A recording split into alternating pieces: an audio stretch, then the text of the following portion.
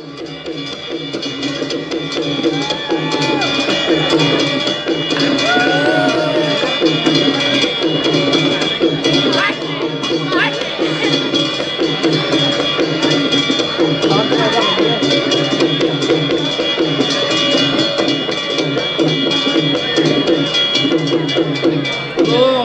श्री गणेशाय नमः। माता पिता गुरु देवता गुरु को जुहार।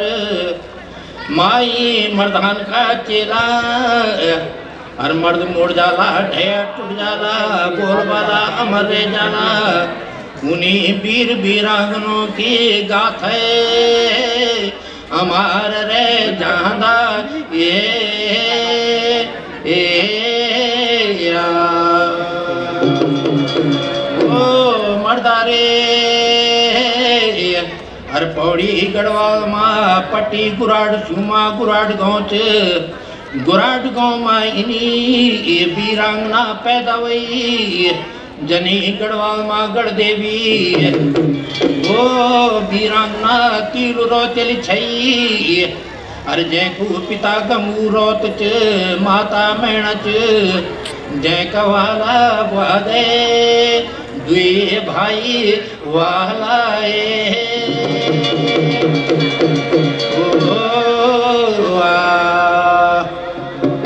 ओ मर्दो दुई भाई भक्तपत छिन हर जय की धर्म की बैणी चचबवाड़ों की बैण च देव की। ओ दगड़िया वी की बेरुमती भानुमती जोबनमती अरे गाँव की वेली जसी वो बेटी बरानी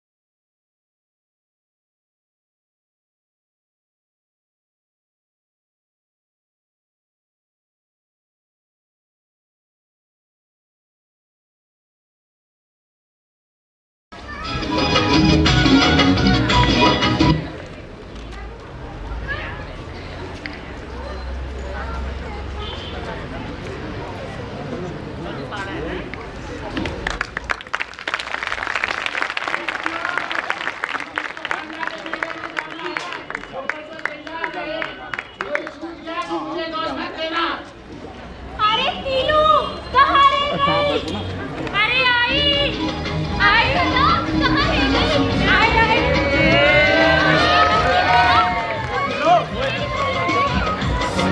अरे पीलू जल्दी कर अपने घाघरे में तो सिलवानी है। अरे हाँ और मुझे अंग्रेजी सिलवानी है।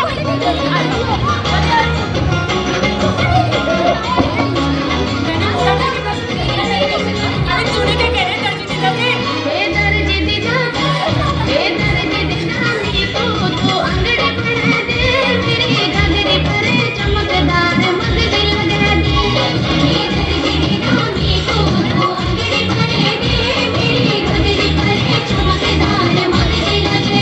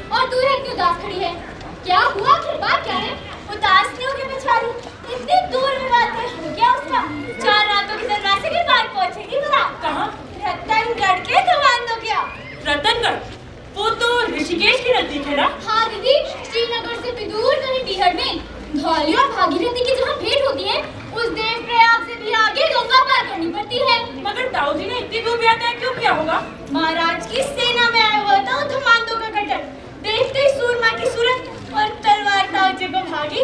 उसके पिताजी भी साथ आए हुए थे और बस फिर ताऊजी ने तो पिला दी बूढ़े को खास कस्तूरी वाली तंबाकू का छिलका और बूढ़े ने सुरुंग में हाथ रख दी। और मेरे लिए तो हमेशा का दुख हो गया ना दीदी। दुख? हाँ, ना तो मेरा कोई बड़ा भाई ना छोटा। मुझे प्यार का हाथ पे मायके कौन बुलाएगा? मैं तो तुम सबको याद कर कर के ही मर जाऊंगी। अरे ओ पगली, भक्तू और सत्ता भैजी भी तो तेरे भाई हैं। वो बुलाएंगे तुझे मायके। हाँ, मैं अपने भैजी लोगों से वचन ले लूं कि वो तुझे कभी ना भूलें। अरे हम मुस्कुरा भी दे। अच्छा लो, ये इतनी बड़ी नथ तो तुझे तेरे मामा जी भी नहीं देंगे। मामा जी तो तब देंगे ना जब मामी देने नहीं देंगे।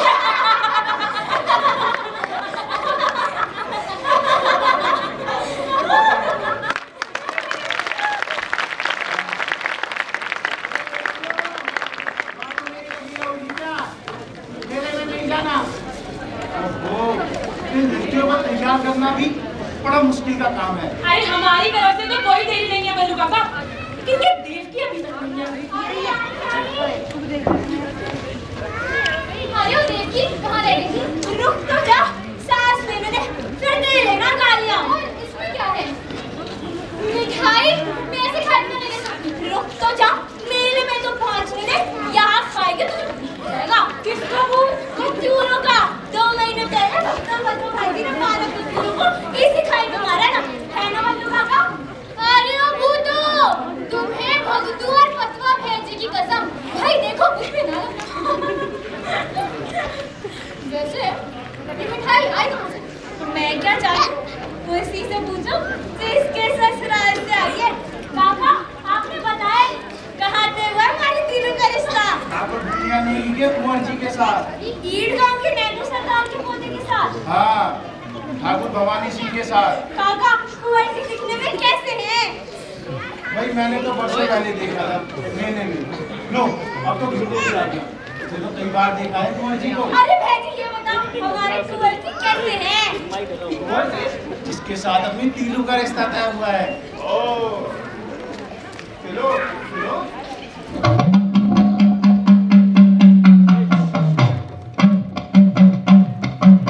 मर्दान को चला रे मर्दों, सुको सिपाटो रे मर्दों, मर्दान को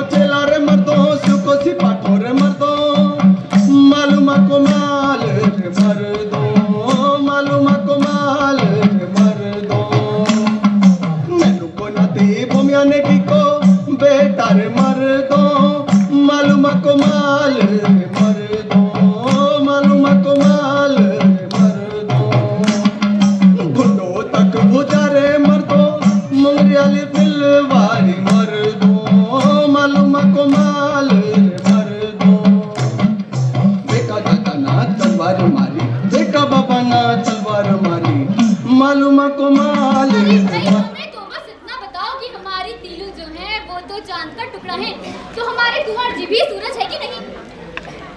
रुड़की की कसम, ये मेरी रोजी रोटी हाथ में। जोड़ी इतनी सुंदर रहेगी जैसे महादेव और पार्वती। दीदी तुम तो बड़ी भाग्यवान निकली, जरूर पिछले जन्म में मोती दान दिए होंगे। दीवा देवी का नाम सुमर ले, शायद माँ की कृपा से कुंवर जी मेले में ही आ जाए। अरे अरे जल्दी करो, ये लड़कियां भी हमें देरी कर देती हैं। जल्दी चलो भाई। अरे चलो भाई।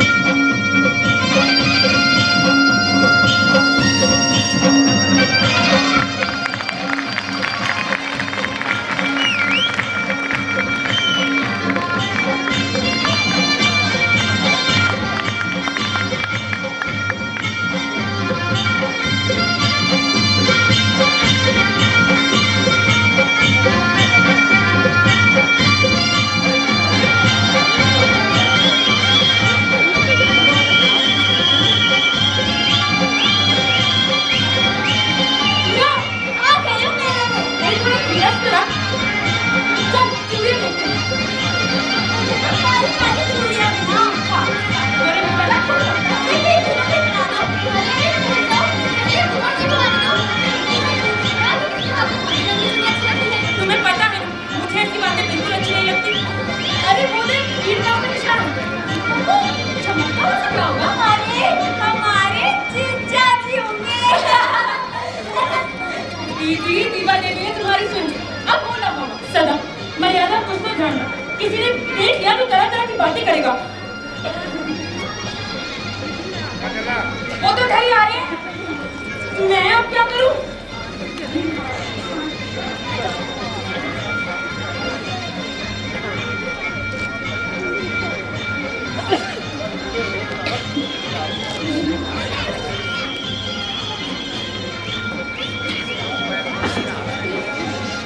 नमस्ते जीजा जी।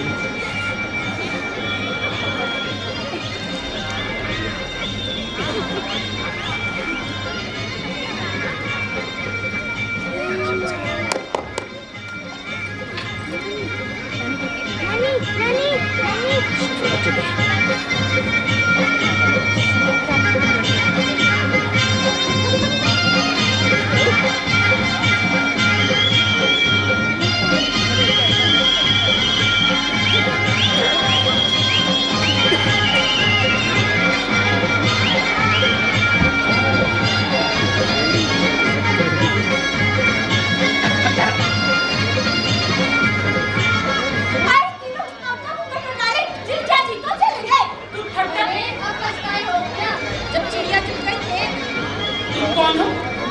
मैं संदेशे वाली हूँ और जितना संदेशा लाई है। बोलो संदेशा। कुंवर जी ने कहा है कि जो मेरे हिस्से की है उनसे कह देना कि मैं तो उषा दास की डाली में जैसी चमक से चमककर तुम्हारे चेहरा देखने की काम न लेकर आया था। रंगीन वाला भी बड़ी है। वैसे तो मेरी बेटे की बिना शादी वाला नहीं था, लेकिन पिताजी ने बहुत कम होगा है अभी जा रहा हूँ। परंतु मेरा हृदय तुझे सौंप कर तू संभाल कर रखना, कहीं खोने देना। ऐसे नहीं बड़ी को नहीं लौटा नहीं निकाला है, इससे करने तो ये कांडा तो मेरा करवा जाएगा। यही देखो अरे कब से तोते की तरह बोले जा रही है। हो कौन तुम? यहाँ की तो नहीं लगती। मैं बधार की हूँ, उनका तीनों के हाथ पड़ गई थी। वो तो मुझे अपने साथ अपनी दासी बनाकर ले जाने ही वाले थे। तीनों का तनाव छोड़ दूंगा, जिन्होंने समय पे पहुँचकर मेरी जान बचा ली और अपने साथ ले आए। अच्छा अब मैं हो रही है आज्ञा।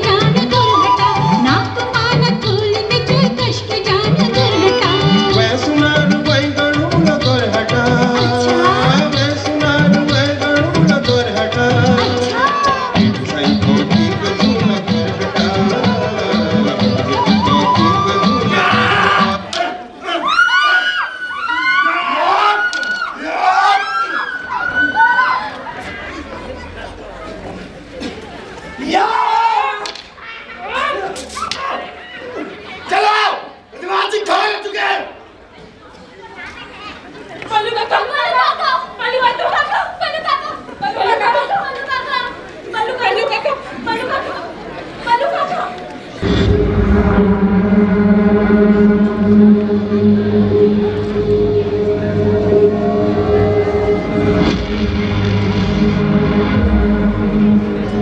गाड़ी तो चल रही है, लेकिन जब तक चेतना नहीं लौटती तब तक कुछ देखा जा सकता।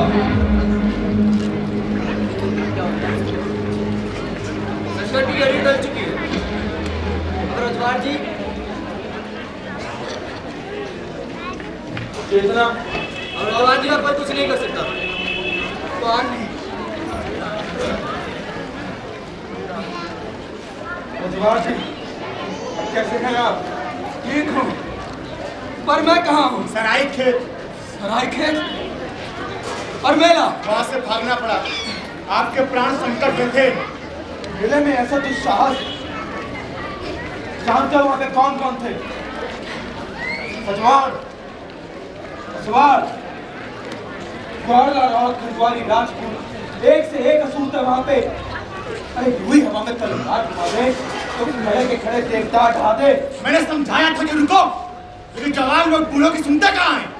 राजू, वो कौन थी कौन? जिसकी नजरों के तीर मेरे दिल में चले? चांद सा मुखड़ा, हिरनी से नैन, घने काले बादलों जैसी लटकी, गुलाब के पंखुड़ियों से सुकोमल होठ और मखमली घाघरा चोली पहने हुई। राजू, वो कौन थी? तो जिसने यमलोक पहुंचाने का पूरा प्रबंध कर दिया, उसकी इतनी तारीफ? तुम नहीं समझोगे काका, तुमने भी कभी किसी को दिल दिया होता तो समझते। तीलू रोतेली। तीलू रोतेली। हाँ, तीलू रोतेली, भक्तू और पटवारियों की बहन, सरदार भोजपुर रॉक की बेटी। हमारे बैरियों की बेटी। हाँ, हमारे बैरियों की बेटी।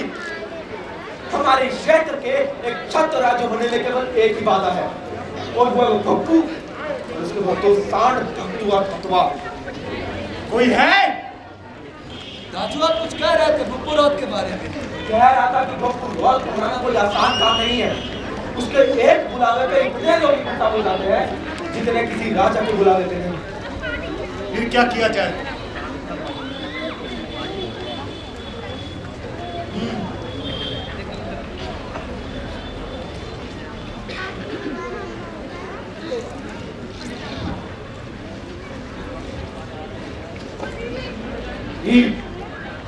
घर से लेके देखाट और चुकुटिया तक भक्तू रॉक के जो भी सगे संबंधी, हितैषी और मित्र हैं, सबको एक और ये काम जितनी जल्दी होगा उतनी जल्दी ही भक्तू रॉक का अंत किया जा सकेगा। तब तक सही समय यही है, क्योंकि चौमासा आने वाला है। हर एक तो नदी उफान पर होती है और दूसरे सभी अपने खेतों के कामों में व्यस्त होते हैं। तुमने तो बहुत बड़ी बुद्धि सुझा दी काका। अब समझ लो कि भक्तू रॉक का व्यू चौपट हो ही गया। बस एक बार ये क्षेत्र हमारे हाथ लग जाए, फिर हम कत्यूर राज का सपना देख सकते हैं। वो तो मेरा सपना है दाजू। मानशाह और चंद दोनों को ठेंगा दिखा दो। ये दोनों बाहर वाले हमारे स्वामी बन के बैठे हुए हैं। हमारे पूर्वज कभी क्षेत्र के सम्राट हुआ करते थे। जोशी मठ से लेकर सारी कत्यूर घाटी हमारे पुरखों की थी, और आज राजा लक्ष्मी चंद हमारी गिनती ठीक से थोकदारों में भी नहीं करता। दुश्मन समझता है वो हमें। उसके पिता ने हमें कत्यूर घाटी से बाहर भगा दिया था। अब तुमका हमारा प्रधान वालों ने, उनका तो वो कुछ बिगाड़ नहीं सके, तो हमारे राजा सुखाल देव ने प्राण दे दिए। ऊपर से हमारे ऊपर जासूस बिठाए हुए हैं। हम क्या खाते हैं, किससे मिलते हैं, ये सारी खबरें मोड़ा पहुंच जाती है। तभी मैं कहता हूँ दाजू, हमें अपनी शक्ति बढ़ानी अति आवश्यक है। मां नंदा देवी की कृपा रही, तुम्हारे सपने जरूर पूरे होंगे। हम कत्यूरों का अपना राज्य होगा। नाम चंदों की धौस सहेंगे और न मानसा का दबाव। अरे कोई है? कुराड़ गांव में रोपड़ी कब से है? 6 गतिया 60। 6 गतिया 60? तब तो हमें यहाँ से प्रस्थान करना चाहिए। जवारू ठीक कह रहे हो जवाहर जी। सुनो, सैनिकों से कहो कि ईडगांव के पास ही शिविर लगाए, और हाँ, उनसे कह देना कि बारूद को सही तरह से ले आए। पहले ईडगांव के नेगे का ही प्रबंध कर दिया जाए। रुको, एक पालकी का भी प्रबंध करो रजवार जी के लिए। पालकी के साथ एक टोली भी चाहिए। क्यों? दोनों का अपना राज होगा, मैं राजा बनूंगा। तो रानी भी चाहिए कि नहीं? और तीनों से बढ़कर कोई और हो सकती है क्या? रूपवान, गुणवान, वीरता में निपुण, और सबसे बड़ी बात कि वो मेरे दिल में बस गई है। राजपाट का सपना देखो रजवार जी, तीलू का नहीं। क्यों? मैंने सुना है कि अपने बेटे के लिए तीलू का हाथ मांगने गया था कुराड़ गांव में। लड़कियों का हाथ मांगने वाले और भैंसों के खरीदार आते ही रहते हैं। तुम्हारा भ्रम बना रहे।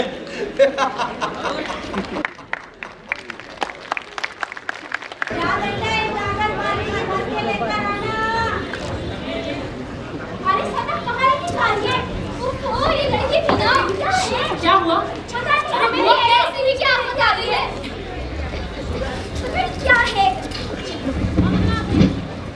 इसमें क्या है? बेली होगी। खा ले। क्या लाइए?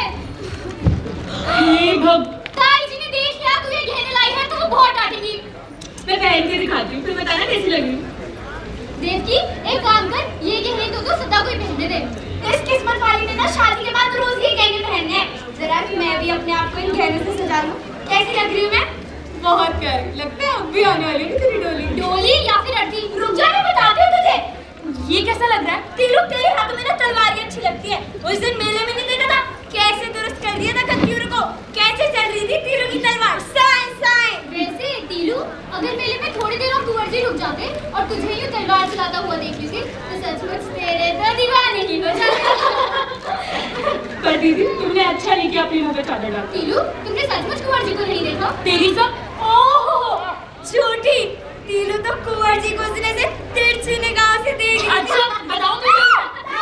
ताई जी, अरे ये क्या शोर मचाया हुआ है? और तुझे मैंने कहा था ना एक गागर पानी की भर के लाना। इसे ही तो कहते हैं, बाप तो काम करते मेरे और बेटा मछली हमारे। अरे ताई, अभी तीलू ही नहीं दी क्या पानी लाने को? वो पानी लाने वाली कहाँ मर गई? अरे बेटा, वो पानी लाने वाली तो रोकदारों के यहाँ गई है पानी लाने के लिए। पूजा के लिए साफ जल चाहिए था। आज शाम को हमने रोपाई का काम भी करना है और सवा सेर का रोट भी बनाना है लंगड़े भैरों के लिए। ताई, आपने लिंगड़े की सब्जी बनाई है। लिंगड़ा किसके लिए? इस देवकी के लिए। ये क्या शमशान की काली से कम है? जब देखो बस मुंह चलते रहते हैं इसका। और हाँ, पूजा से पहले बकरे की बलि भी तो देनी है। अरे हाँ भाई, जल्दी जल्दी करो, नहीं तो सब कुछ निपट जाना, फिर रह जाना तुमने बहुत चक्कर। हाँ, अगर आज भी देर हो गई तो आज भी रोपाई नहीं हो पाएगी, फिर कल शाम की भी यही परेशानी रह जाएगी। ए सदा, ला बेटा, ये गागर मुझे दे दे। और तो एक काम कर, वो खूंटी से घी की हांडी उतार ले। तेरे भाई ने तो बिना घी के रोटी भी नहीं खानी। देवकी, सीता ही बेटा, तू एक काम कर, मैंने टोकरी पे कलियो बना के रखा है जेठ जी के लिए। और सुन, ठीक से लेकर जाना और गंदे हाथ ना लगाना।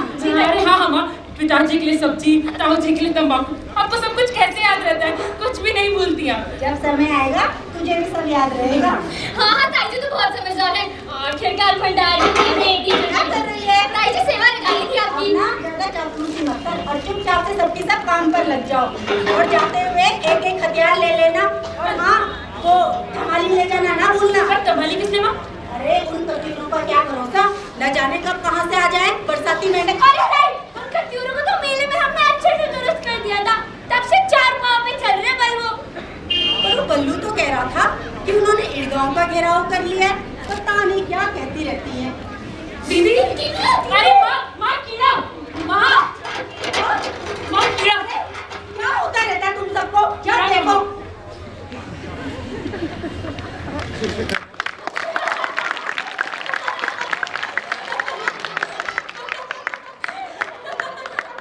बोली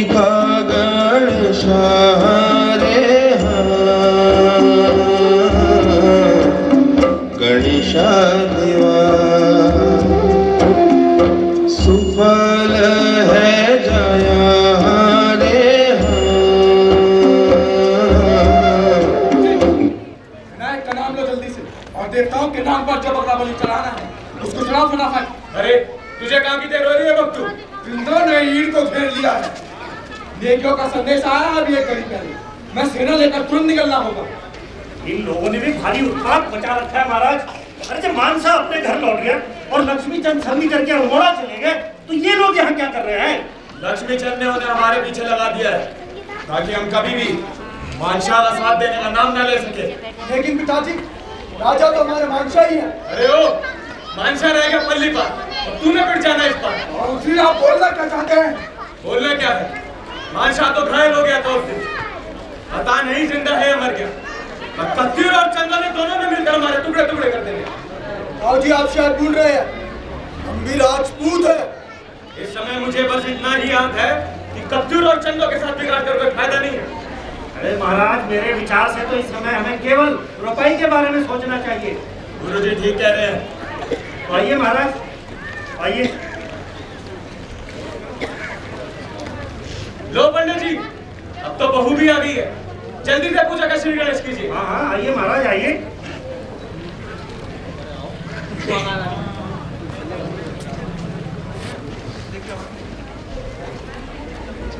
अरे ओ पतवा, इधर आ,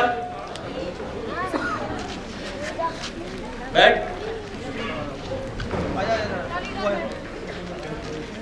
ये तेरे पिताजी ने बामर को कितना सर पर चढ़ा रखा, जब देखो गुरुजी गुरुजी।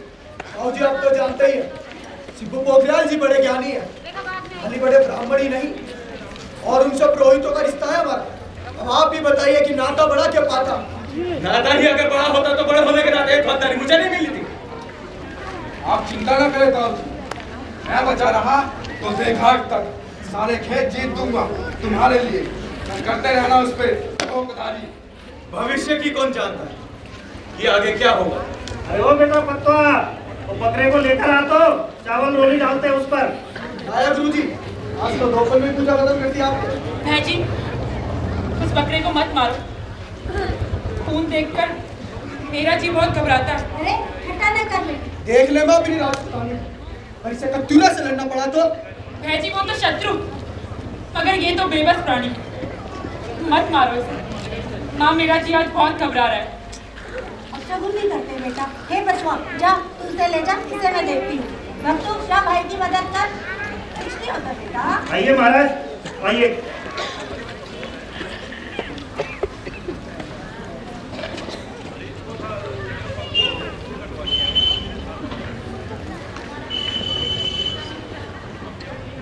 ओम स्वाहा। क्या पशु जाए थे स्वर्ग, मम दोष न दिए थे। लीजिए महाराज, लगवाइए रोपण। महाराज, अरे बोलो।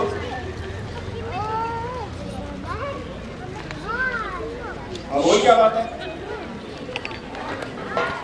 रोपड़ी हो गई महाराज। हाँ, रोपड़ी तो लगभग हो ही गई। तो कुछ कह रहा था? वो क्या बात है बल्लू? इड़का सूरज अस्त हो गया।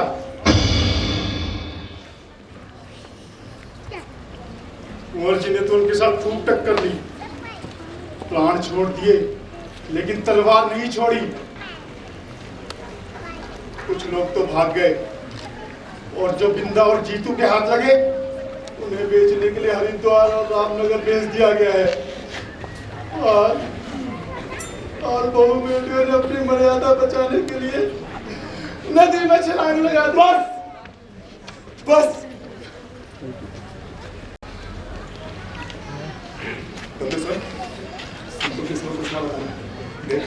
देख लोग सुबह से काम में लगे हुए हैं, किसी ने एक भी वादा तक नहीं खाया, तो किसी को कुछ ना बोलते। मैं ना तीनों से कहूँ कि अपनी सहेलियों के साथ खाना खा लेंगे, और हाँ उससे क्या ना कि उसे बड़ी पसंद नहीं है ना, तो हम आगे से बकरे की बलि नहीं चढ़ाएंगे। बेटा भक्तू बदमा, चलो सबको खाना खिलाओ। चलो बल्लू, तू भी आ जा। चल बल्लू, चलो सब चलो खाने के लिए। पल्लू काका, फिर में सब कैसे हैं? ठीक है। कल वहां से बहुत धुआं उठ रहा था। वो पेड़ वालों ने सूखी घास में आग लगाई थी। क्या बोलूंगा, क्या गुराड़ गांव वाले रोपड़ी लगा रहे हैं, पेड़ वाले सूखी घास पे आग लगा रहे हैं। कहीं ऐसा तो नहीं कि कत्यूरों ने सारे एड़ को ही जला डाला। वीरांगनाएं रोती नहीं है बेटी, चाहे आकाश ही क्यों ना टूट पड़े। बल्लू का बस इतना बता दीजिए कि आकाश टूटा है या नहीं।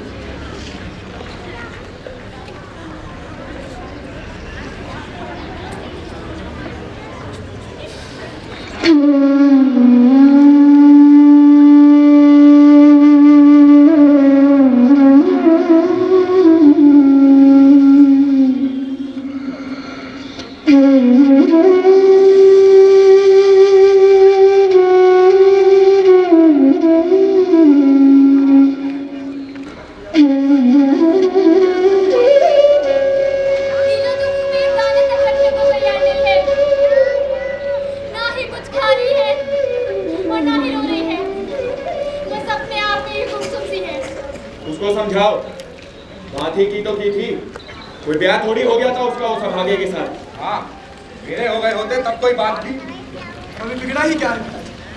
एक से एक वीर मिल जाएंगे रिश्तेदारी में।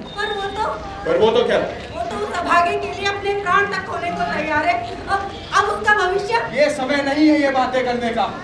पीलू के भविष्य से ज्यादा तो अभी ये सोचना है कि कत्यूरों से कैसे निपटा जाए। निपटने की क्या बात है? जब तक बिंदा और जीतू की गर्दन नहीं काटी तब तक बच में नहीं आने वाले हैं वो। और रामू रजवान, सुना है उसका उपचार चल रहा है, उसके घाव भी ठीक हो रहे हैं, वो हमारे लिए भारी संकट खड़ा कर सकता है। राजपूतों का जीवन संकट झेलने के लिए होता है बल्लू, खड़गू भाई नहीं है। आओ जी, डर गए मेरे विचार से, बूढ़े हो गए हैं ना। चुप कर, क्या नाम सुना पता है? भाव जी है वो तेरे, सोच समझ कर बोला कर। बल्लू, क्या कारण हो सकता है? सुना है उन्होंने कत्यूरों से हाथ मिला लिया है। ताऊ जी अब कत्यूरों की तरफ से लड़ेंगे। नहीं, वो कत्यूरों की तरफ से नहीं लड़ेंगे, मगर हाँ, वो हमारी तरफ से भी नहीं लड़ेंगे। जैसे खड़गू भाई की इच्छा। बल्लू, सेना तैयार है? जी महाराज, लेकिन रात को? हाँ, सवेरे तक तो बहुत देर हो जाएगी। हम कत्यूरों को उनके घर में ही मार गिराएंगे। वाह, इन्हों से कहो तिलक की थाली तैयार करे।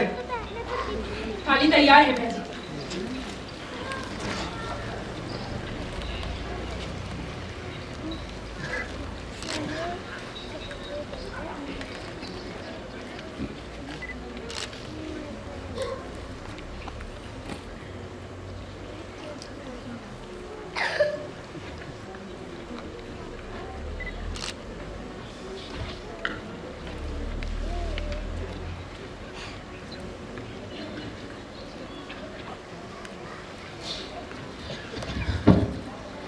ठहर जा बेटी, तूने अपने खून का ऋण अपने भाइयों के सिर चढ़ा दिए, मुझे ऋणी मत बना।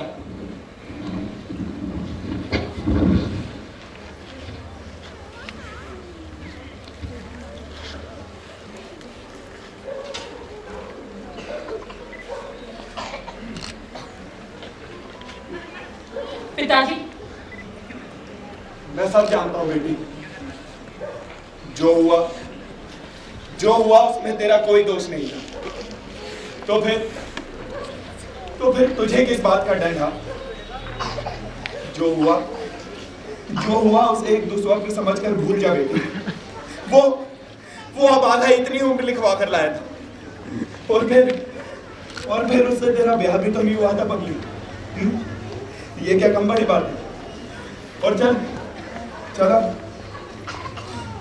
जो हो गया सो हो गया पिताजी। जो रह गया है वो है मेरा संकल्प। मैं अब दूसरे विवाह का सोच भी नहीं सकती। क्या हुआ जो वो जीवित है, अगर मैं तो जीवित हूं। मैं अपना धर्म निभाऊंगी पिताजी, अपना धर्म निभाऊंगी। देख, तेरे हित में क्या सही है और क्या गलत, ये हमें सोचने दे। अभी तो भैजी आप सिर्फ उन कत्कीरों के बारे में सोचो। ये बातें हम भाई बहन फिर कभी कर लेंगे। गुरुजी, रणभेरी बजाओ और सेना को भेजो। तो ठीक है बेटी, आज से मैं गुराड़ गांव की सुरक्षा का भार तुझे और बल्लू को सौंप कर जाता हूं। बोलो मां भवानी की जय! बोलो मां भवानी की जय! बोलो मां भवानी की जय!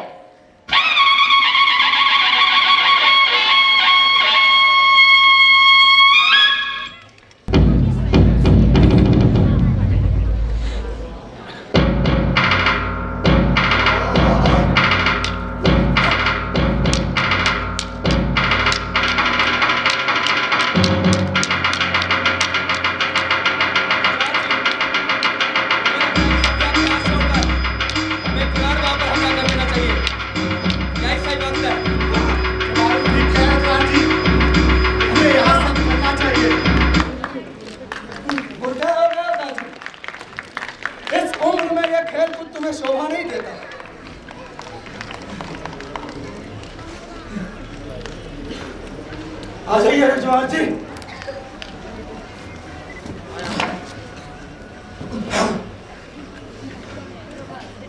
ताकत और तजुर्बे में बहुत फर्क होता है रजवार जी। अभी समय लगेगा आपको। तुमसे हारे तो क्या दुख है दाजू।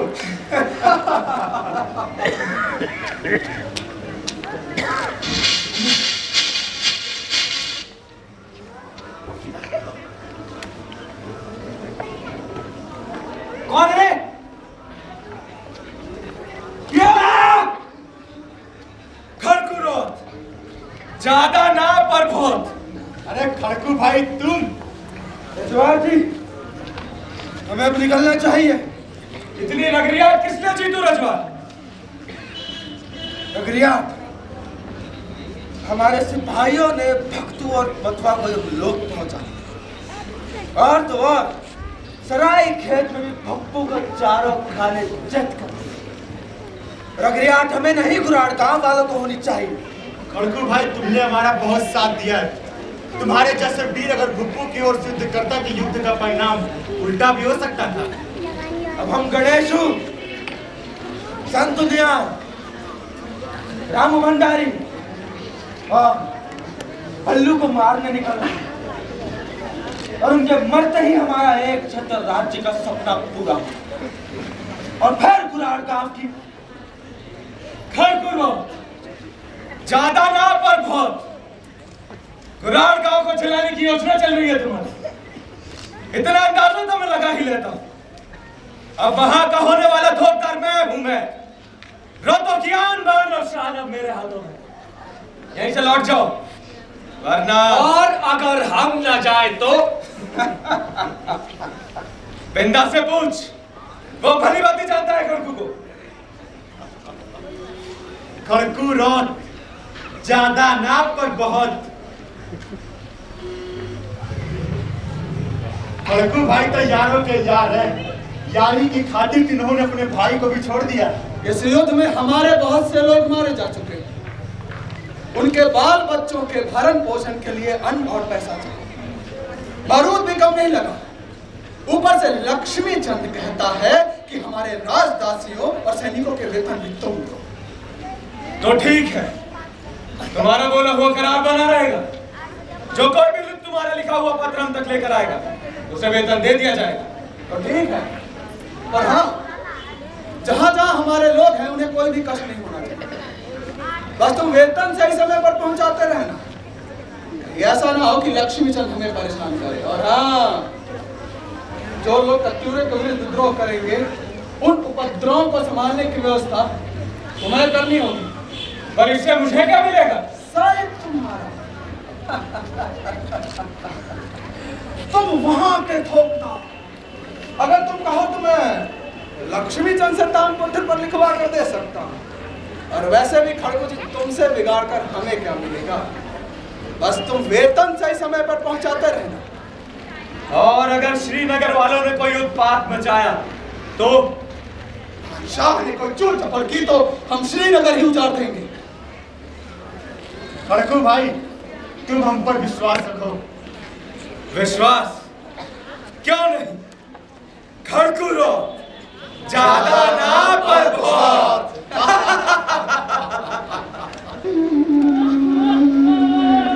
हाय मेरा खुशबू चला गया बेटा। अब तू बदला भी कर रहेगा। अब कौन हो जाएगा हमें बदला से? ये क्या हो रहा है? अब कान खोल कर सुन लो, कोई भी रोएगा नहीं। बोलो, कोई बाल नहीं कटवाएगा। ये बाल नहीं, गर्दन काटने का समय है। घर में अन्न, पानी, पत्थर जो कुछ भी मिले सब इकट्ठा करो। देवकी, ठीक है। आंगन और रास्ते में रीठा बिछा दो और उसे पिराल से ढक दो।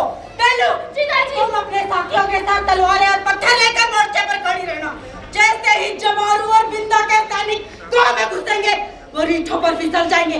तभी तुम उन पर पत्थरों से वार करना और जब पत्थरों से बच जाए उन पर थमालों से वार करना। तुम सबको अपने कुल देवताओं की सौगंध है, अपने पुरखों के मान के लिए अपने प्राण को देना, पर उनका मान न होने देना।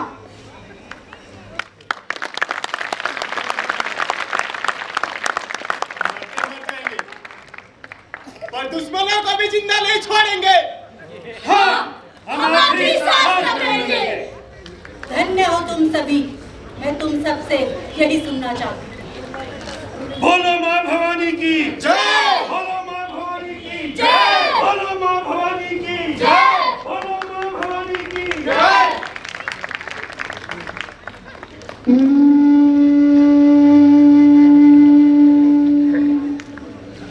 नीलू, तू क्यों गर्दन झुकाए बैठी है? उठ, हिम्मत कर। तेरे पिताजी तो तेरे और बल्लू के भरोसे इस पूरे गढ़ को छोड़कर गए थे।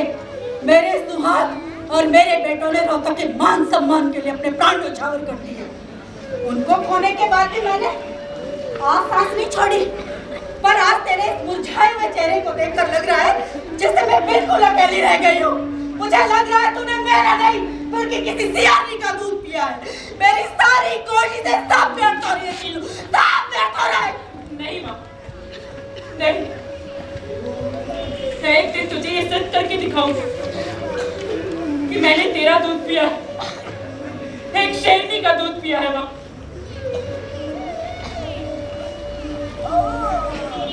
नीलू,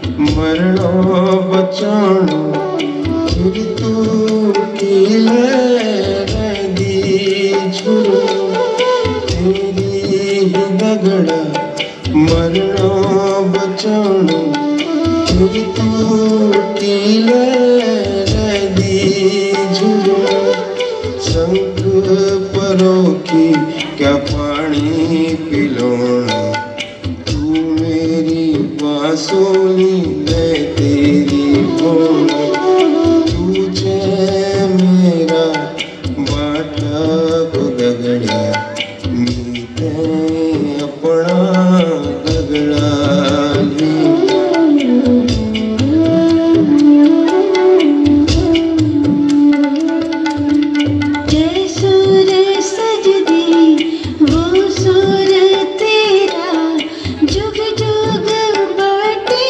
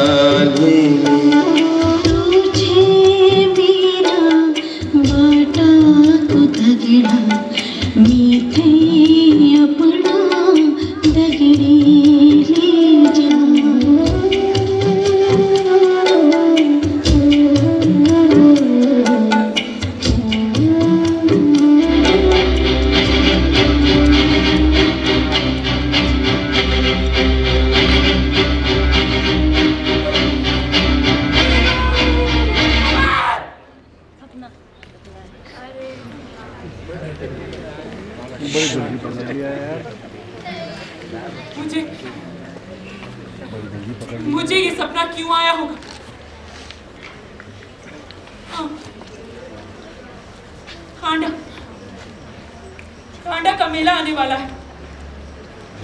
कुंवर ने मुझे वचन दिया था कि वो मुझसे कांडा के मेले में मिलेंगे। क्या वही वचन तो याद दिलाने नहीं आए वो मुझे? इतनी तेज क्यों चिल्लाए? क्या हुआ? कुछ नहीं माँ। कोई ना कोई बात तो है। माँ, कांडा का मेला कौन सी गति को है? गति? क्यों? क्या हुआ? माँ मुझे कांडा के मेले में जाना है।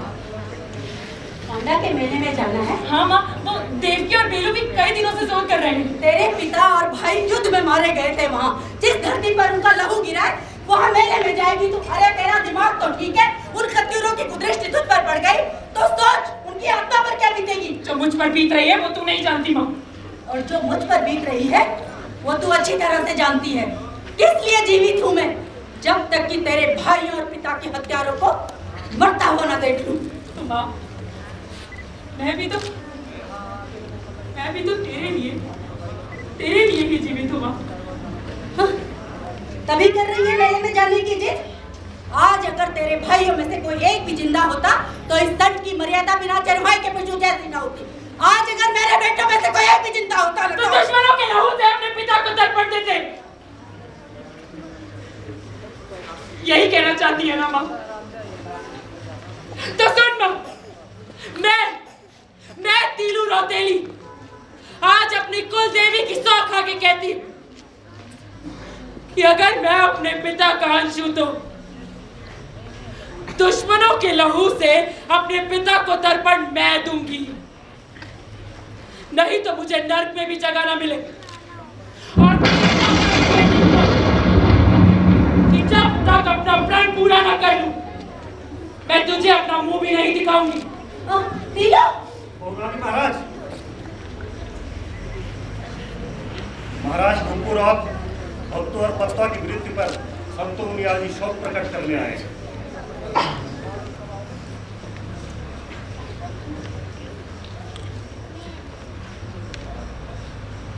मुझे बहुत दुख है, ये क्या अनर्थ हो गया। लेकिन महाराज आप चिंता ना करें, इस युद्ध में हम आपके साथ हैं। गुरुजी, मां ने तो बताया नहीं, आप ही बता दीजिए कांडा का मेला कौन सी गति को? आज से ठीक 10 दिन बाद है बेटी। 10 दिन बाद? बल्लू काका, मेले में जाने की तैयारी कीजिए। तीलू मेले में जाएगी और पूरे सच में डोडी पिटवा दीजिए कि इस बार मेले में तलवारों का खेल होगा। जो कत्यूरों का विनाश चाहता है तीलू ने अपनी सेना में आमंत्रित करती है। लेकिन बेटी, तुम्हें लगता है कि वो लोग आएंगे? हाँ बल्लू काका, वो लोग आएंगे जिनकी नसों में क्षत्रिय लहू की गर्मी,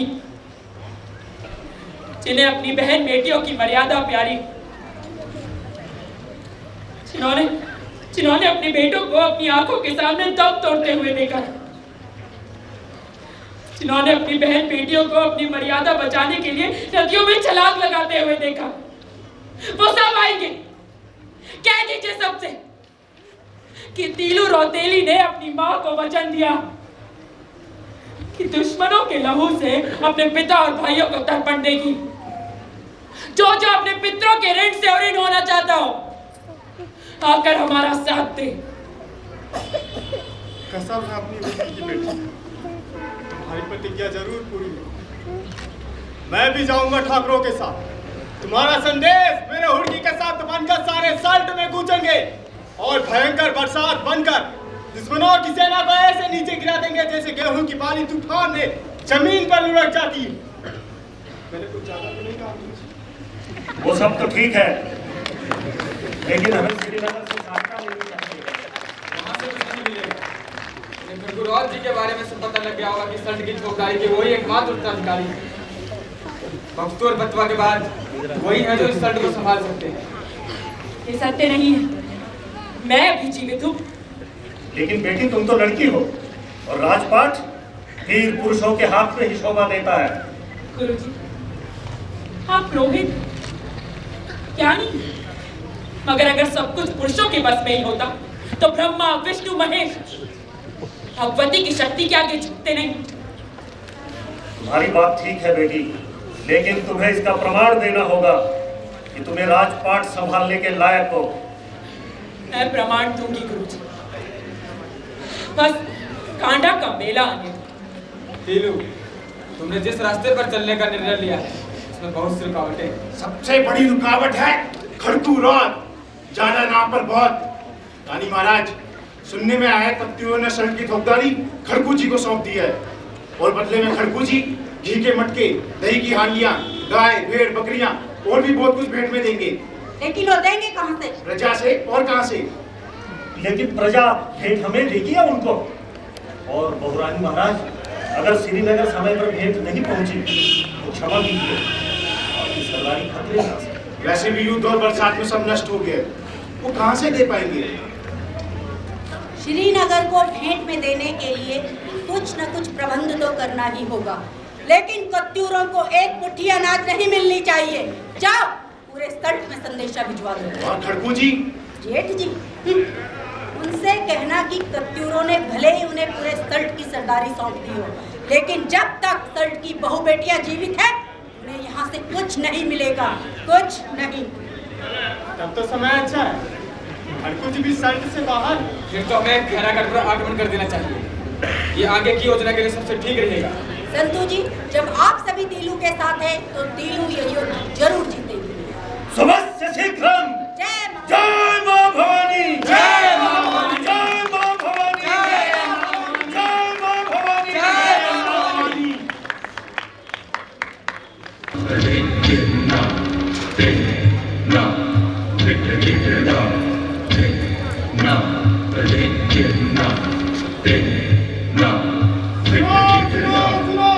जय बद्री किशोर की, राजमाता का और संदेशा तीनों देवी का, आपकी वीर सुल्तान और सर के वीर लोगों के नाम, जिनके बाप का नाम ने सदा ही सल्ट का गौरव बनाए रखा, जिन वीरों ने दुश्मनों की गर्दनें काटकर चारों दिशाओं में फेंक दिया और लहू की नदियां बहा दी, जिनके हृदय बद्री के समान है, जो कत्यूरों के साथ लड़ने के लिए मचल रहे, उन सभी को तीनों देवी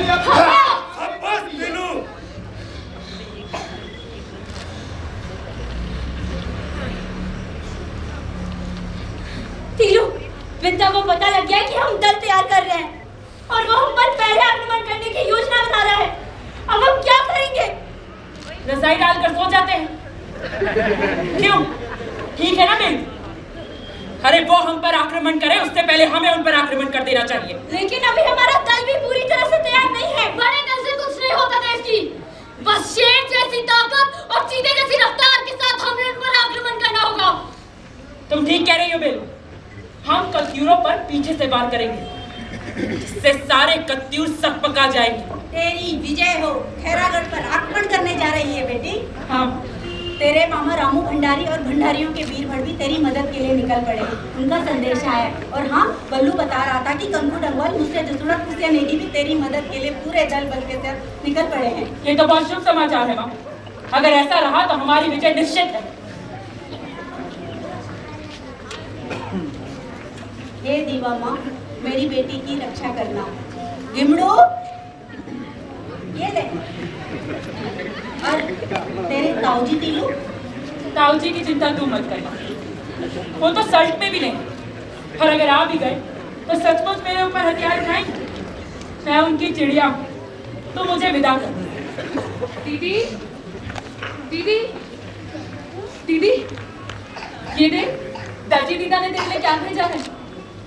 उन्होंने अपने हाथ से ये कपड़े सिले हैं तुम तीनों के लिए। मुझसे कह रहे थे कि इन कपड़ों में वो तीनों कैसे लड़ेंगी। तीलू की विजय होगी, तेरी विजय होगी दीदी, मुझे भी चलना है। ऐसा नहीं कहते पगली, 2 दिन बाद तेरा विवाह है और तू तो बहुत किस्मत वाली है। ऐसा मत कह।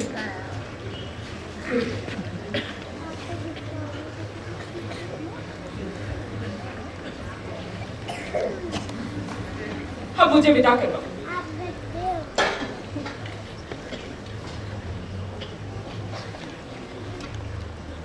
एक दिन तेरे पिता और भाइयों को भी मैंने ऐसे ही विदा किया था। तो चिंता मत करो, मैं अपना वचन पूरा कर जरूर वापस आऊंगी। दिल्लू रौतेली की जय, दिल्लू रौतेली की जय, जय मां भवानी, जय मां भवानी।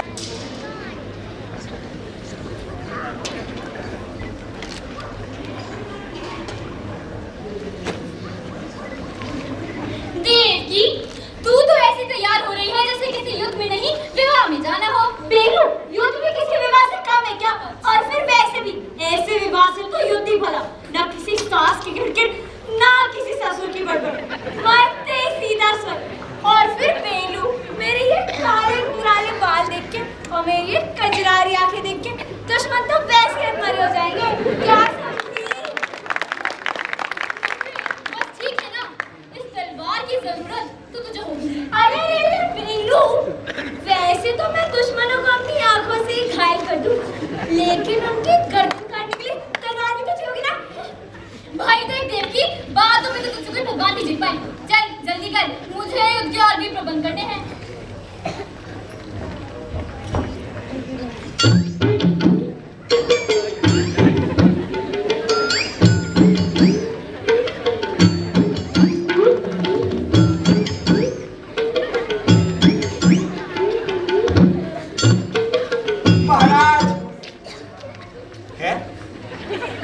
महाराज, महाराज की जय हो। तुम कौन हो? मैं मूसल भड़ू महाराज। आपने संदेशा भिजवाया था ना महाराज कि कबीरों को मारने के लिए जो साथ आना चाहे वो आ सकता है, तो मैं आ गया महाराज। मुझे भी सेवा का मौका दीजिए। मूसल भड़, तो तुम सेना में शामिल होने के लिए आए हो? जी महाराज, मेरी भाभी भी इसी गांव की है महाराज। महाराज नीचे वो धारा है ना महाराज, वो वहां नीचे महाराज। हाँ। वो जो वहां बह रही है महाराज। हाँ। वही रहती है मेरी भाभी। तो तुम बिरमा दीदी के देवर हो? जी महाराज। फिर तो रिश्ते में हमारे चाची लगोगे। जी महाराज, कहिए। देवकी, ये कौन है? अरे ये तो बिरमा दीदी के देवर हैं, रिश्ते में हमारे चाची लगेंगे। मैं मूसल भड़ू महाराज, मैं भी युद्ध करना चाहता हूँ। वैसे तो हम तुम्हें अपनी सेना में शामिल कर ले, लेकिन बेलू, तुझे नहीं लगता इनका पहनावा पूरा नहीं है? महाराज, ऐसा मत कहिए, मैं बड़ी आशा लेकर आया हूँ।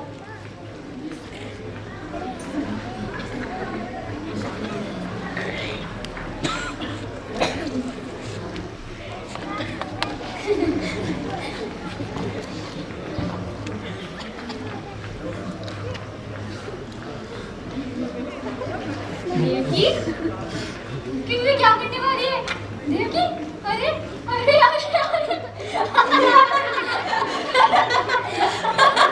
देवकी, तुमने तो ऐसे मुंह सर भर से चक्की बड़ी बना दिया। महाराज, तुम्हारे हाथ में ये लकड़ी जैसा क्या है? ये लकड़ी है? बंदूक है, आग उगलती है या आग? महाराज, ऐसा मजाक मेरे साथ मत कीजिए, भला ऐसा भी कभी होता है आग उगलने वाली लकड़ी। मैं मूसल भट्ट एक लकड़ी से डरूंगा। देवकी, मत चिल्लाइयो। देवकी, मना किया था ना तुझे।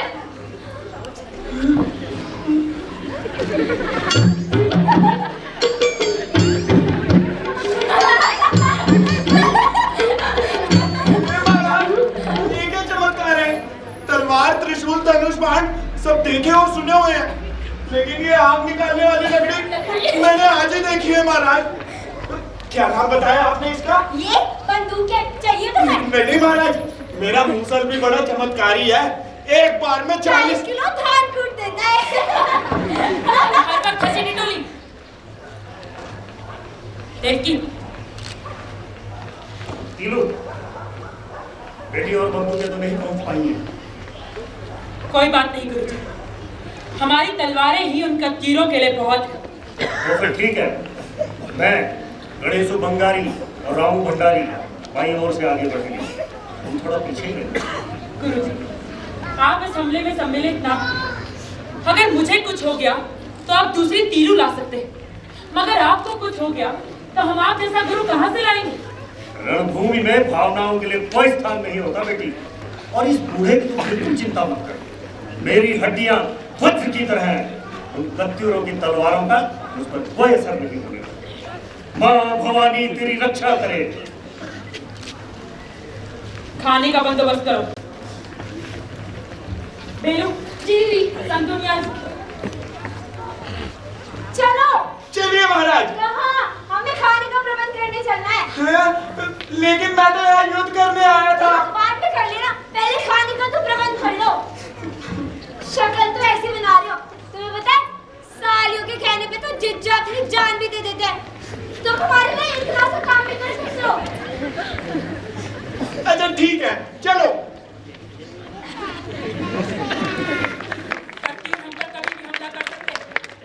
हमें चौकन्ना रहना होगा। बेलू, तुम इस तरफ से पहरा दो। जी। आगे सब दुनिया आप इस तरफ से।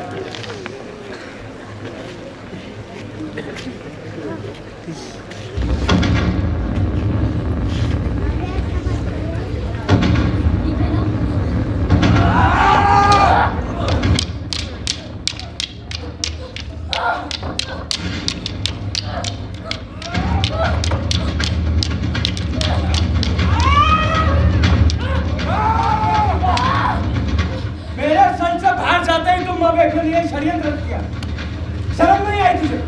मान तो मैं गई आपको ताऊजी, जिन्होंने तुम्हारा भाई मारा, तुम्हारे भतीजे मारे, उनकी चाकरी में लगे हुए। अभी भी वक्त नहीं गुजरा। मुझे थोपदारी का कोई लोभ नहीं। मुझे बस दुश्मनों के लहू से अपने पिता और भाइयों को तर्पण देना। मुझे जाने दो। शर्म तो आपको आनी चाहिए ताऊजी।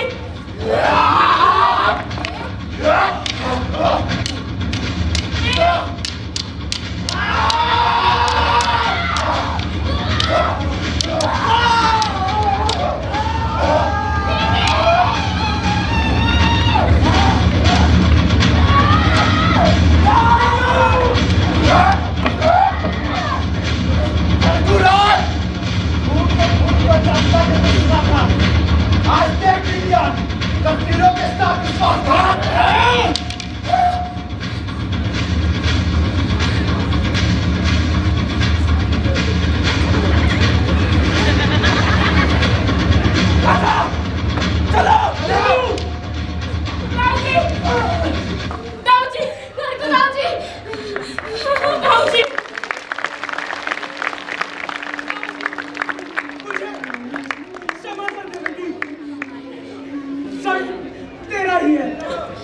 मैं तो पिंडा की बातों में आ गया था। चल रहा हूँ खरगुराज, ज्यादा नहीं तो थोड़े पाप तो कम।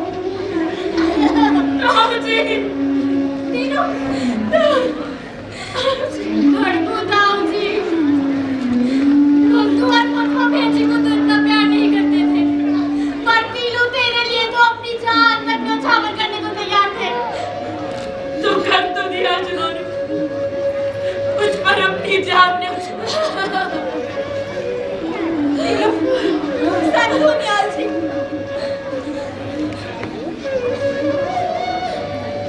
हाँ, वो भी लड़ते लड़ते वीर गति को प्राप्त हुए।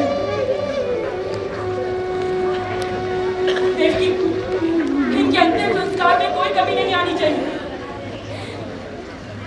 सठ महाराज की पूजा का अधिकार आज से केवल उनियाल वंश को रहेगा, ताकि सबको पता चल जाए कि समय आने पर अपने देश के लिए लड़ते लड़ते जान दे देनी चाहिए।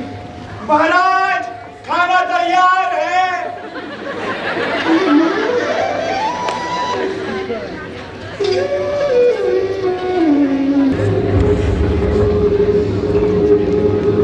एक बार मैं रोतेलों की गर्दन में फंदा डाल दूं तो फिर ये सारा क्षेत्र मेरा है। एक दिन मैं जोशीमठ तक पहुंच जाऊंगा। वहां होगा मेरा ऊंचा धवलगढ़। महाराज की जय हो। बोलो प्रहरी, क्या समाचार लाए हो? महाराज तीनों अपने सेना के साथ इधर निकल पड़ी है। बहुत बढ़िया। अब हमें आक्रमण करने की कोई आवश्यकता नहीं। मेरी प्यारी खुद मेरे पास आ रही है। सेना को सावधान कर दो, एक भी बच के जाना नहीं चाहिए। महाराज तीनों भी ऐसा मजाक कर रहा है? ध्यान से सुनो, रौतेली को कुछ नहीं होना चाहिए। उसको बंदी बनाकर मेरे सामने ले आना। राजू, हमें कुछ करना चाहिए। रौतेली कभी भी आक्रमण कर सकती है।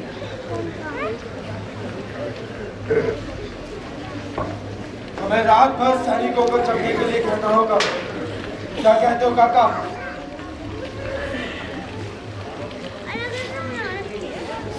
नाच गाने का प्रबंध कर दिया जाए, सैनिक रात भर जगे रहेंगे।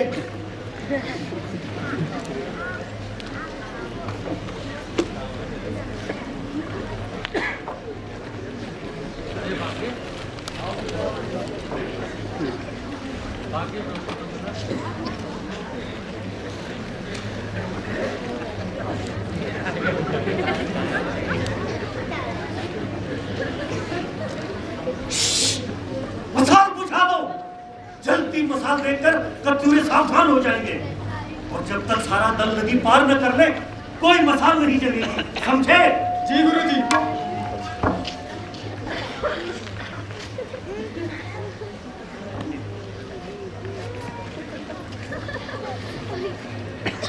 देवकी, दुश्मनों की स्थिति का पता लगाओ।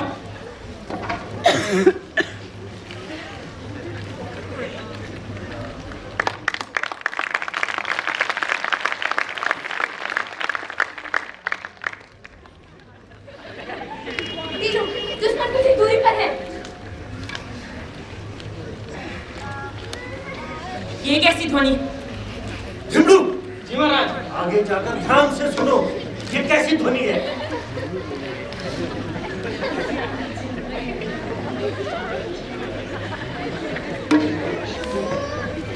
महाराज, मेरे ख्याल से उन लोगों ने सैनिकों को जगाए रखने के लिए नाच गाने का प्रबंध कर रखा है। अगर ऐसे ही नाच गाना चलता रहा, सैनिक सोएंगे नहीं, तो हम उन पर आक्रमण कैसे करेंगे? जब वहाँ कोई ढोल ही नहीं रहेगा, कोई नाचेगा और गाएगा कैसे? तुम कहना क्या चाहते? कहना क्या? बस आप देखती जाओ। मुझे लगता है दाहिनी तरफ कत्यूरों के बारूद का भंडार। तो हम उसे पल में नष्ट कर देंगे। मुझे आप पर पूरा भरोसा है बल्लू काका। जय माँ भवानी। जय माँ भवानी। बेलू, जी दीदी। तुम बल्लू काका के साथ जाओ। जी।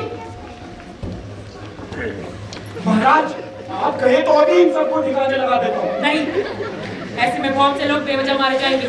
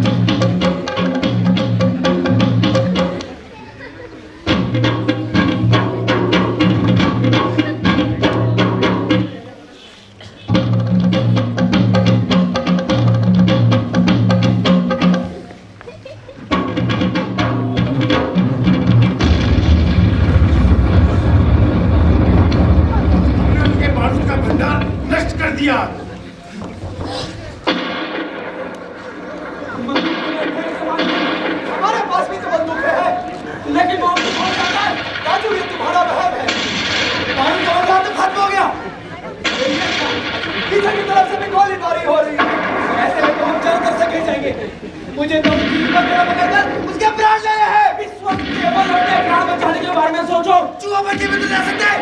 राजू, हाँ, अगर मैं श्वेत ध्वजा लेकर रौतेली के पास जाऊं और हमेशा के लिए युद्ध समाप्त करने का प्रस्ताव रखूं तो बढ़िया, बहुत बढ़िया। और उसके बाद चाचू से आप विवाह का प्रस्ताव भी रख दीजिएगा। मन में तो यही है, लेकिन इस समय युद्ध रोकने का प्रस्ताव की नदी दर्द तो नहीं होगी रखवाली। हमारे गाँव सबके चित्रों में तर्पण देने की कसम सही है। और आप होगी यहाँ पर बाद आपके पिता करा देगी। जी तुम्हारी होने का कारण हमारी हाथ पर हार हो रही है। मुझे लग रहा है तुम अपने घर जाने चक्कर में हम कंजूर का भविष्य दांव में लगा रहे हो। मारो, तुम अपनी सीमा सुरक्षा बढ़ रहे हो और आप अपने कितना पैसे भी चाह रहे हो। तुम इसी तक तक पहुंच रहोगे कि अपने प्राण बचाने के बारे में कोई उपाय सोचोगे? लेकिन हमारे सैनिकों का क्या होगा? केवल अपने प्राण बचाओ।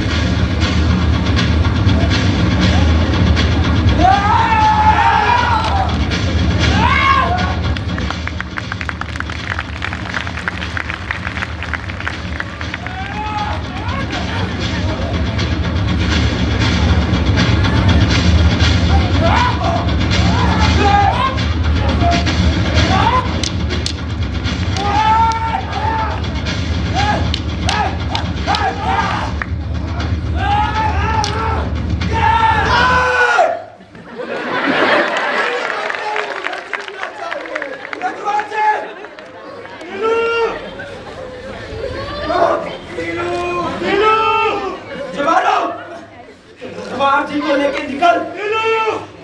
तीनू, मैं इन प्रहारों को बदला एक से एक दिन जरूर चुकाऊंगा, लेकिन आज नहीं, आज नहीं तीनू।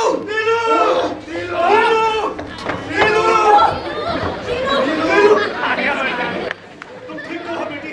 मैं तो ठीक हूँ, लेकिन जब आलू चुनाव और जीतू तीनों की तीनों जीवित बच गए।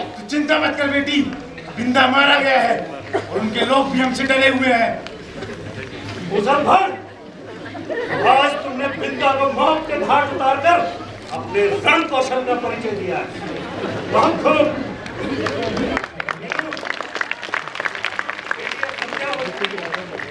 मेरे विचार से हमें आज यही विश्राम करना चाहिए।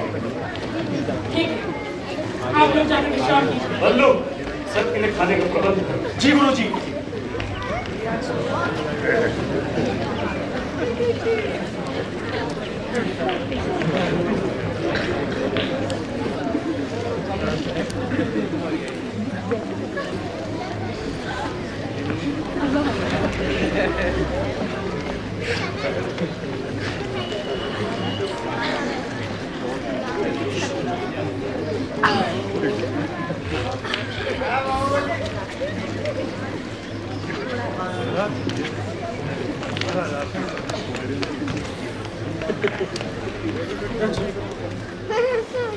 रजवाड़ी जवाहर जी सुनो उन्हें, अभी अभी तो नींद आई। कितनी मुश्किल से जान बचा के भागे सराय खेत से, पता नहीं यहाँ से भी कब भागना पड़े। हमने तो जीतनी बाजी हार दिया। संजोग बन गए थे। हाँ, उस बेलो देवी साथ तीनों मारे थे, जवाहर जी ने जिंदा पकड़ने की प्रयत्न करते। मैं तो उसे जिंदा ही पकड़ लेता, लेकिन क्या? लेकिन शिबू पोखरियाल हमारी सारी योजनाएं पानी में रखा है। शिबू पोखरियाल, जब तक ये शिबू पोखरियाल जिंदा है, तब तक तीनों को पकड़ना असंभव। शोर बोला दाजू, क्यों नहीं आगे रोतेली हमारे यहाँ? जवाहर जी, आपको तीनों की तलवार तो दिख रही है, लेकिन शिबू पोखरियाल, उसकी मार आपको नजर नहीं आ रही है। साफ साफ कहो दाजू, पहलिए ना बुझाओ। जवाहर जी, इतने रौतेले को हमने मार गिराया, फिर भी उनकी सेना कम होने का नाम नहीं ले रही है। पता है क्यों? क्यों? धन की व्यवस्था और लोगों को इकट्ठा करने की कला उस शिबू पोखरियाल के पास, जिसके बूते पर वो दल के दल खड़े करे जा रहे हैं। शिबू पोखरियाल इस समय का होगा वो खैरागढ़, पक्की खबर है? हाँ, तो ठीक है, तुम लोग उन्हें वहीं पर पकड़ो, लेकिन एक भी बच के जाना नहीं चाहिए। देखो, इस शुभ काम में मैं भी तुम्हारे साथ चलूंगा। बोलो प्रहरी, क्या समाचार लाए हो? महाराज, देवकी तेलू और तीलू कहाँ? यहीं पास में।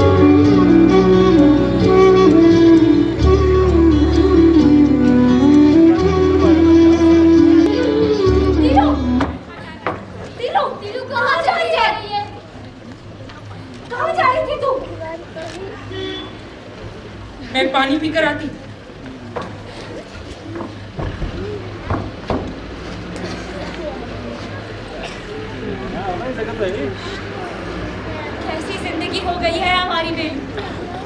कितने साल हो गए होंगे हमें लड़ाई लड़ते हुए। मुझे तो याद भी नहीं है बेटी। और सदा? हाँ, सदा ना है, उसकी तो शादी भी हो गई। बचपन में हम सब कैसे हंसते खेलते रहते थे।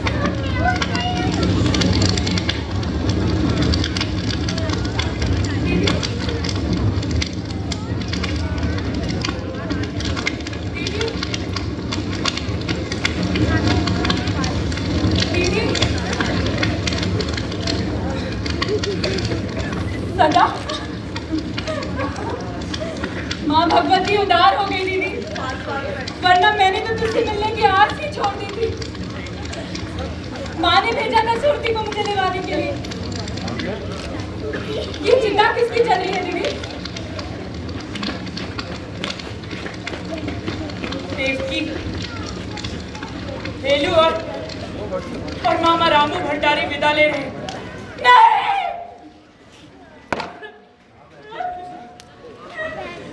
मुझे भाभी को भी आज ही आना था। नहीं सदा, ऐसा मत कह।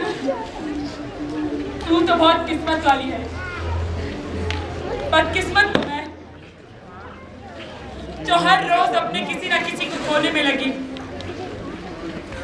आज इनकी चिताई,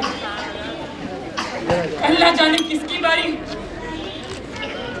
क्या पता मेरी ही हो। ना दीदी, ऐसा मत बोलो, तुम्हारे दुश्मन। पर मामा जी, मामा जी ने सेट कर दिया कि यूं ही नहीं है भंडारियों की तलवार पूरे गढ़वाल में। ये स्थान उनकी वीरता का साक्षी रहेगा। आज से स्थान को बीरोखाल के नाम से जाना जाएगा। तू मेरे गांव गई थी? हाँ दीदी, कोई 8 दिन रुकी वहां। माँ से मिली थी? 2 रात रुकी ताई जी के साथ। सारी बातें बताई उन्होंने मुझे कि किस तरह तुमने कटक जोड़े, किस तरह खैराग, टकौली भवन, ईडिया भवन, चौकुटिया, हर जगह से तुमने कत्यूरों को मार भगाया। ताई जी बहुत खुश थी दीदी, बोली कि तीलू ने अपना वचन निभाया, मेरी गोप का मान बढ़ाया। सच? हाँ दीदी, ताई जी ने तो ये भी कहा कि भगवान हर जन्म में मुझे तीलू की ही मां बनाना। इतना लड़ने का साहस कहाँ से लाती हो दीदी? मुझसे तो एक चींटी भी नहीं मारी जाती। मैं कौन सा लड़ना चाहती हूँ सदा, मगर ये कत्यूर है कि दम ही नहीं लेने देते।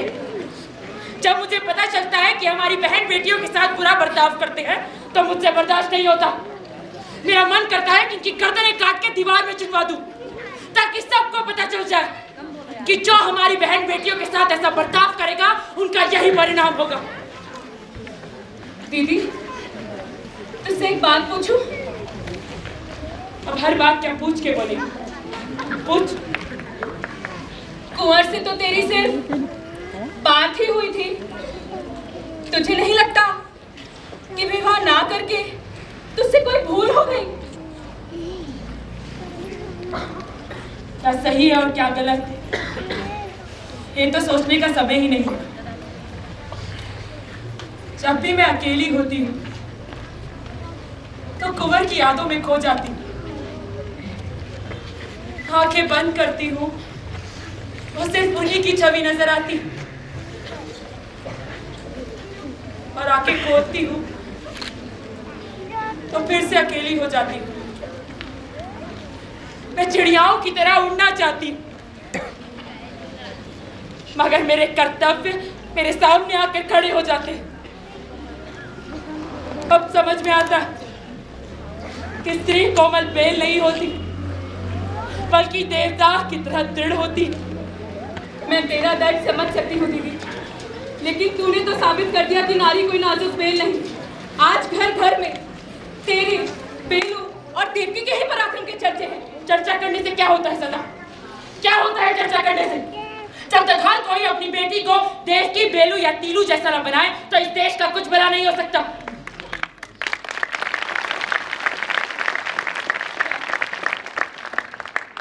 तुझसे क्या होता?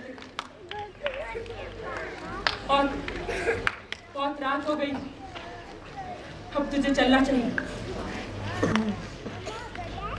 पल्लू काका, सूरती को बुलवा लीजिए सदा को ले जाने के लिए। और हाँ, माँ से कहना कि सदा की विदाई बिल्कुल वैसी जैसे उन्होंने मेरे लिए सोची। चल बेटी, अपना ख्याल रखना।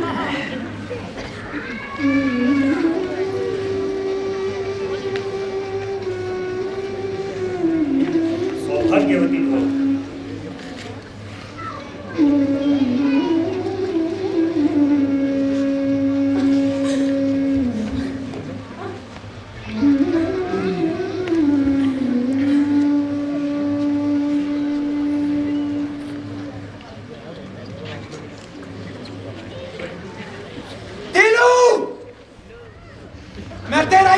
देख रहा था।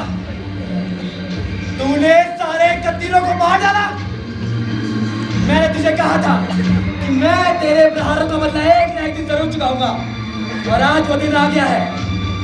कत्तीलों के लहू से तर्पण देने का वचन दिया ना तूने, आज मैं तेरे लहू से दूंगा, और अगर मैं ऐसा ना कर सका तो मेरा भी नाम जवान नहीं।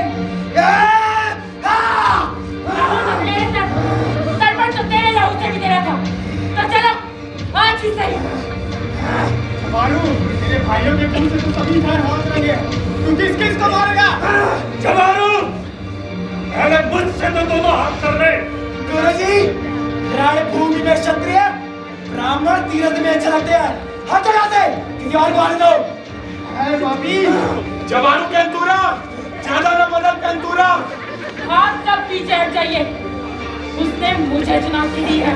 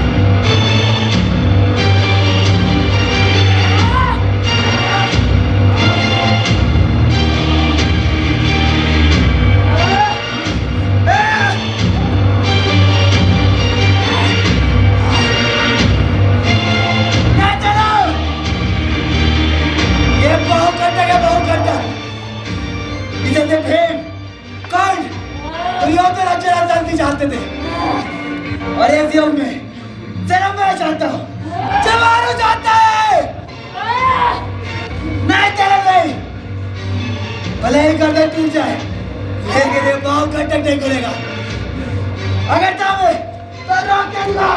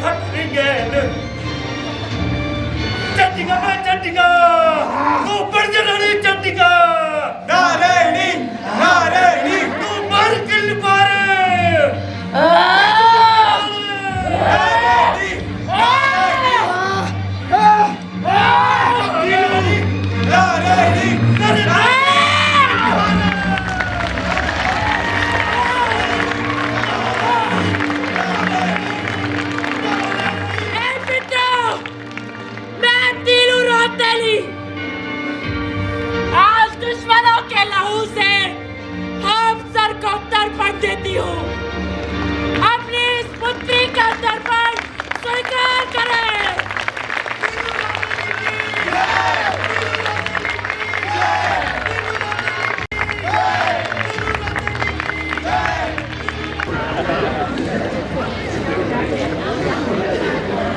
महाराज, एक खुशखबरी है महाराज। श्रीनगर से महाराज का संदेशा है। वो स्वयं सेना को लेकर हमारी सहायता के लिए आ रहे हैं महाराज। ये तो शुभ समाचार है। देखा बेटी, आखिर महाराज को भी सल्ट की चिंता सताने लगी। लेकिन बेटे हमारे सैनिक चाहते हैं उन्हें यदि कुछ दिन का अवकाश मिल जाता तो वो भी अपने घर जाकर अपने बाल बच्चों की, अपने परिवार की खबर साथ ले आते हैं। वैसे भी जब से जीतू और जवारू मारे गए हैं तब गुरु में हमारा डर छाया है और अगले 1-2 बरस को वो नदी पार करने की सोच भी नहीं सकते। ठीक है गुरुजी, सारे सैनिकों से कहलवा दीजिए कि अब हम गंगा पार महाराज के साथ ही करेंगे। मैं भी कुछ दिन माँ से मिलाऊंगी। आप लोग विश्राम कीजिए और जाने की तैयारी कीजिए।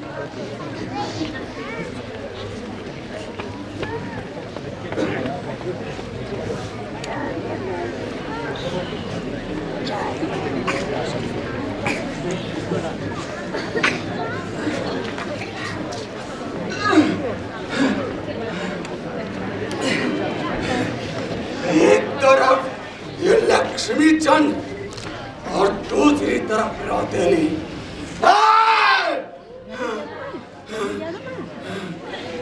रौतेली, तुझे मैं जिंदा नहीं छोड़ूंगा।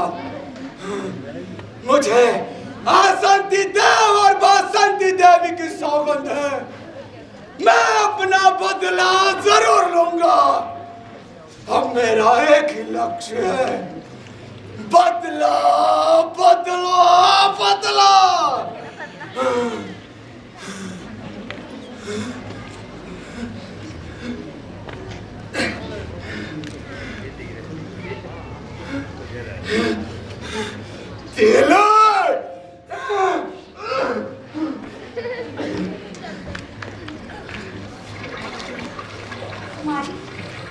तैयार सब आपकी प्रतीक्षा कर रहे हैं। मगर मैं तो स्नान का सोच रही। आप कह रही तो मैं आपके लिए एक गागर पानी लेके आती हूँ। नहीं, रहने दो, मैं नीचे नदी में जाकर नहा लूंगी। तुम बस सैनिकों से कहलवा दो कि इस तरफ को कोई ना।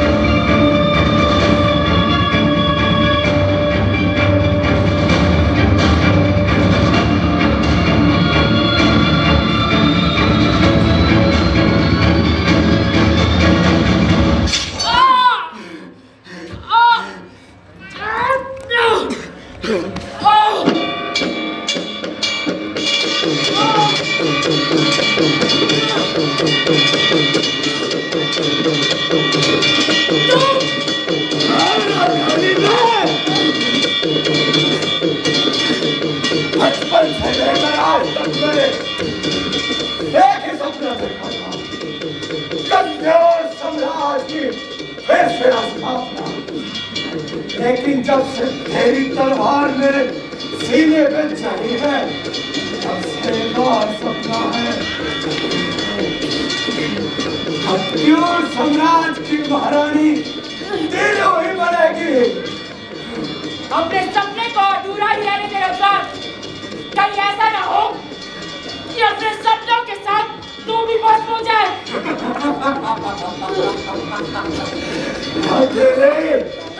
क्षत्रिय अपने संकल्प से कभी पीछे नहीं हटते। हाँ करनी पड़ेगी।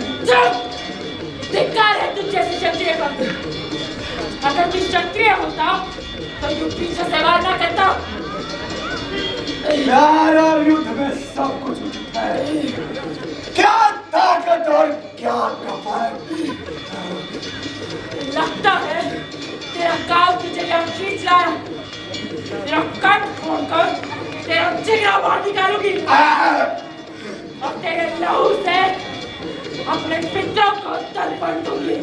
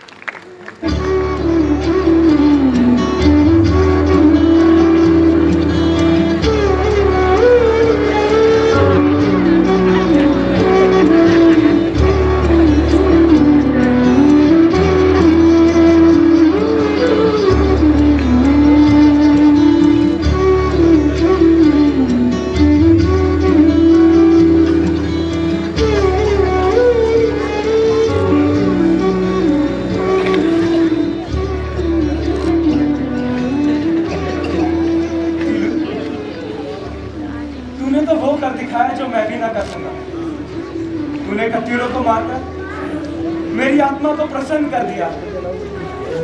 मैंने तो तुझे जीवन के आधे रास्ते में ही छोड़ दिया था, लेकिन तूने मुझे जिंदा रखा।